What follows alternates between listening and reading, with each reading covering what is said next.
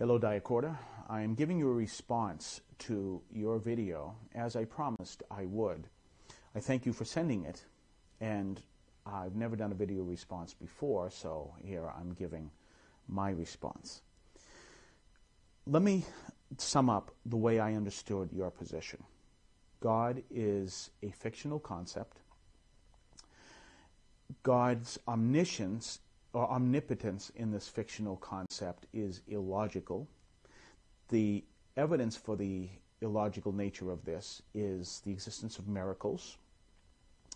That miracles indicate that this fictional God, and I'm assuming you're also saying you don't believe in miracles, is interfering within the basic structure of the physical realities, and it doesn't make logical sense that that would happen.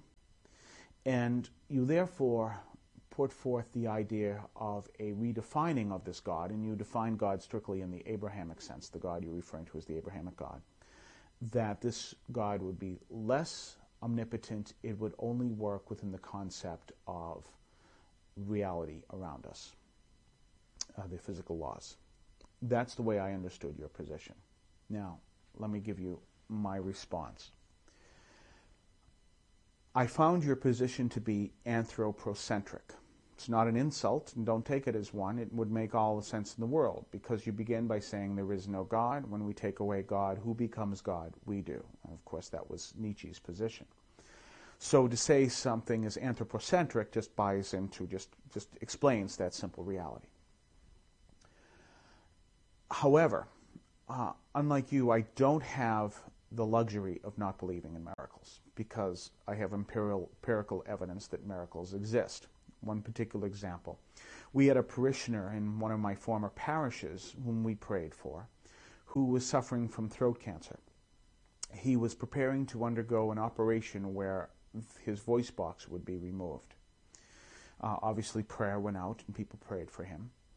And suddenly he went to the doctor, as he normally would, for a regular examination to precede this operation, and the tumor disappeared. So it's one of several incidences I'm aware of, very, very well aware of, because I know him very well, that indicate to me that somehow miracles exist. But let's define what a miracle is. A miracle is an occurrence that happens apparently within the concept of the context of divine intervention that cannot be explained within the current understanding of science. And the key word in all of that is current. I should mention to you that I am an evolutionist. I am not a creationist. And there's a reason for that. The world around us is in a dynamic. It's in a constant state of growth and flux. Creationism is a static concept. God creates the world and basically it stays the same as it always has been. But that is not reality. The world is dynamic. And evolution is a dynamic process. Now, there are lots of reasons why I believe in evolution. That's just one, small one. That said, the dynamism of our reality is essential. And it also goes to the concept of our knowledge. We have an understanding within the concept of science, but we don't have a complete understanding. One of the fascinating elements of evolution is that it shows us very empirically that our perception of the world around us is limited. In fact, evolution gives us empirical evidence of the statements of Socrates thousands of years ago that the beginning point of wisdom is to know there's that which you do not know. And once we understand the reality of evolution, which teaches us that our ability to perceive the world around us is defined by our natural needs as a race, as a species, then we understand that our ability to perceive the world around us is not omnipotent. We are not omniscient, and therefore there are realities that exist that are beyond our perception. And this is a very clear understanding within the science community, even and especially among atheists, who will tell you, such as Noam Chomsky, who will tell you that there are realities that exist that are beyond our perception, that are beyond our ability to understand, and we can never understand them. when we see that within the concept of who we are, and then we see something that is unexplainable, we can turn around and say, we cannot explain that within the concept of science as we understand it. Maybe as we grow within knowledge, we may understand that within the concept of science, and I believe there'll come a point, as did Pierre Teilhard de Chardin, who was the primary starting point of understanding evolution and Christianity.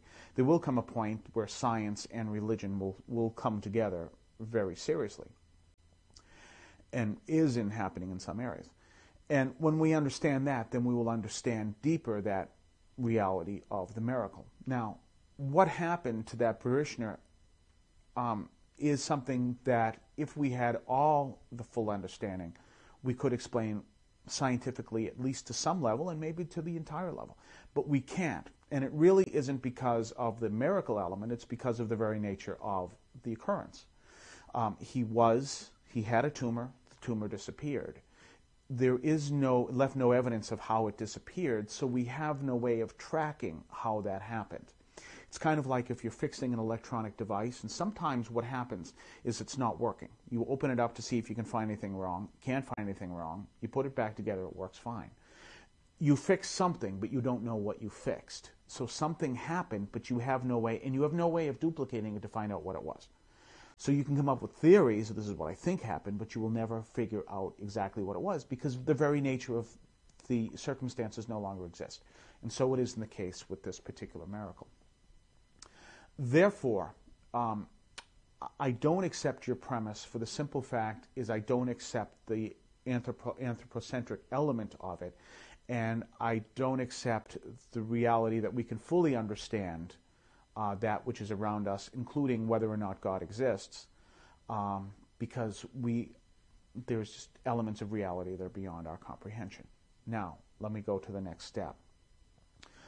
One of the many reasons why I am not an atheist is because that specific reason is one, but there's something else that fascinates me, and I'm going to refer this question back to you.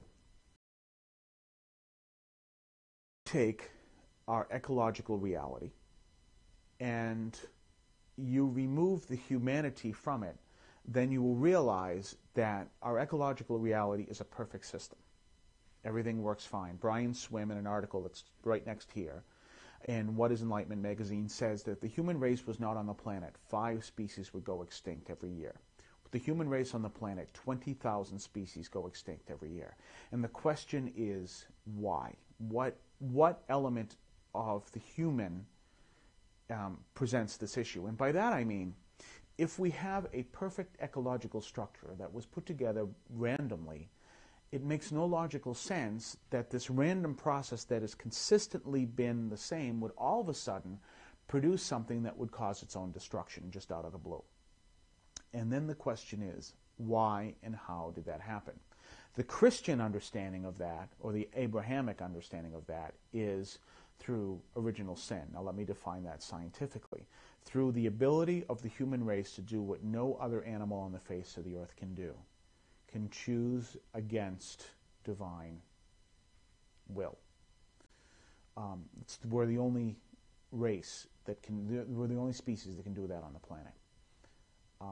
The scientific community, not believing in that original sin concept, has yet to come up with an explanation, except for the fact it's a random process. It's something that I can't accept, because to say that we are created by a random process is to say, and I'm not implying anything against evolution when I say this, if you take a bunch of monkeys and have them play at the Boston Symphony Orchestra, all the instruments, eventually, just playing random notes, they come up with Tchaikovsky's 1812 Overture.